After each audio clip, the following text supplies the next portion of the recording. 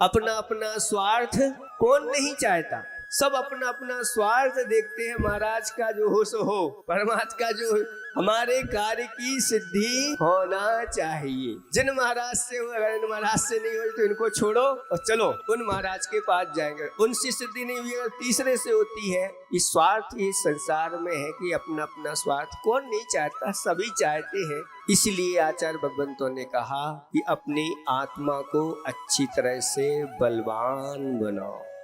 अगर आपकी आत्मा पावरफुल बनेगी तो ये कर्म दब करके रहेंगे, और अगर आपने इन कर्मों के अनुसार अपना कार्य कर लिया तो आत्मा दब के रहेगी और आत्मा की हमेशा हमेशा हार होती रहेगी। इसलिए आचार्य ने कहा था कि चेतन में ना छांव है, चेतन में ना भार, चेतन की फिर हार क्यों, भाव हुआ दुर्भाव।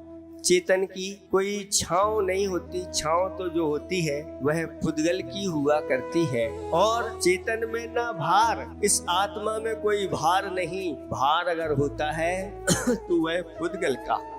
जब चेतन की छांव नहीं, चेतन में कोई भार नहीं, फिर चेतन की हार क्यों हो रही है? आज तक यह चेतन हारता क्यों आया है? क्यों नहीं कर्मों के ऊपर विजय प्राप्त कर सका है? तो कहा भाव हुआ दुर्भाव। हमारे जब भाव बन जाते हैं तो हमारी आत्मा का पतन होने लग जाता है। तो जब हमारे भाव ऐसे अच्छे अच्छे सुभाव में परिवर्तित हो जाते हैं, सुभाव यानी उत्तम उत्तम धर्म के कार्य करने के जब भाव होते हैं तो आत्मा एक दिन अपने स्वभाव को भी प्राप्त कर लेती है। ऐसी ये भावों की परिणति है। इसलिए अपने भावों को उज्जवल बनाओ। भावों को उज्जवल यानी उदारता में कोई कमी नहीं।